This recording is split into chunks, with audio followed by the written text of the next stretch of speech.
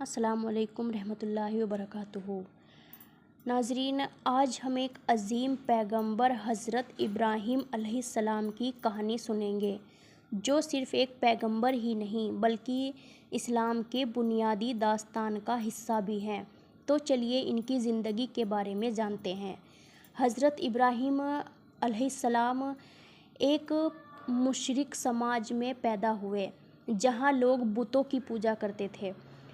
ان کے والد آزر بھی بت بنانے کا کام کرتے تھے، مگر حضرت ابراہیم علیہ السلام نے چھوٹی عمر سے ہی سوچنا شروع کیا کہ یہ بت نہ سن سکتے ہیں، نہ دیکھ سکتے ہیں اور نہ ہی کسی کا فائدہ یا نقصان کر سکتے ہیں۔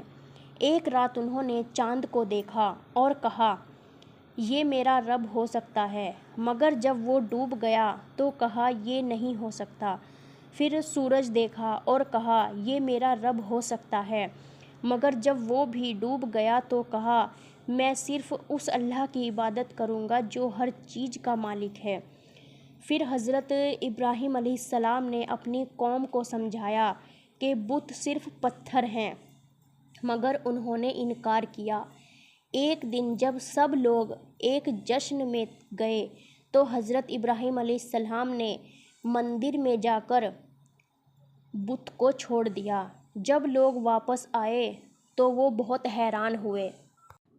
جب ان سے پوچھا گیا تو حضرت ابراہیم علیہ السلام نے کہا، یہ کام اسی بڑے بت نے کیا ہوگا۔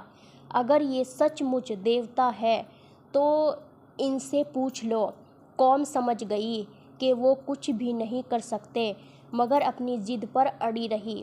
ان کو انکار پر قوم نے حضرت آدم علیہ السلام کو عظیم آگ میں ڈالنے کا فیصلہ کیا۔ ایک بڑی آگ جلائی گئی اور انہیں اس میں پھینکا گیا، مگر اللہ نے آگ کو فرمایا، اے آگ ٹھنڈی ہو جا اور ابراہیم کے لیے سلامتی والی بن جا۔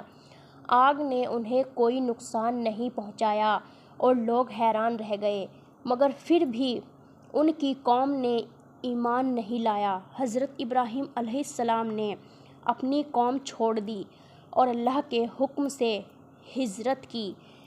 ان کے ساتھ ان کی بیوی حضرت سارہ علیہ السلام اور ان کے بھتیجے حضرت لوط علیہ السلام بھی تھے۔ پھر انہوں نے حضرت ہاجرہ سے نکاح کیا، جن سے حضرت اسماعیل علیہ السلام پیدا ہوئے۔ اللہ نے حضرت ابراہیم علیہ السلام کا امتحان لینا چاہا اور ان سے کہا کہ وہ اپنے بیٹے اسماعیل علیہ السلام کو قربان کرے۔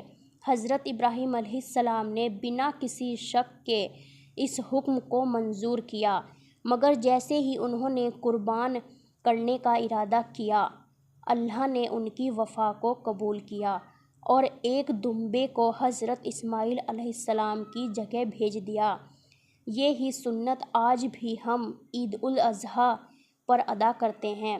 پھر حضرت ابراہیم علیہ السلام نے اور حضرت اسماعیل علیہ السلام نے مل کر اللہ کے حکم سے خانہ کعبہ کی تعمیر کی، جو آج تک اسلام کا مرکزی عبادت گاہ ہے۔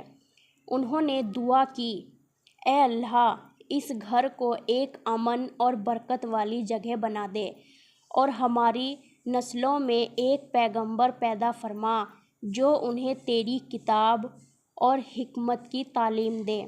حضرت ابراہیم علیہ السلام نے پوری زندگی صرف اللہ کی عبادت کی اور لوگوں کو توحید کی دعوت دی۔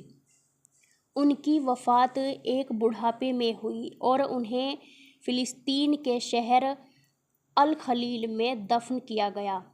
اس سے ہمیں یہ سیکھنے کو ملتا ہے کہ ہمیں صرف اللہ پر بھروسہ رکھنا چاہیے، ہر مشکل میں صرف اللہ پر یقین رکھنا چاہیے۔ اللہ کے حکم پر چلنا سب سے بڑی نعمت ہے۔ صرف ایک اللہ کی عبادت کرنی چاہیے اور کسی کی اس کا شریک نہیں بنانا چاہیے۔ حضرت ابراہیم علیہ السلام ایک عظیم پیغمبر اور اسلام کے بنیادی داستان کا حصہ تھے۔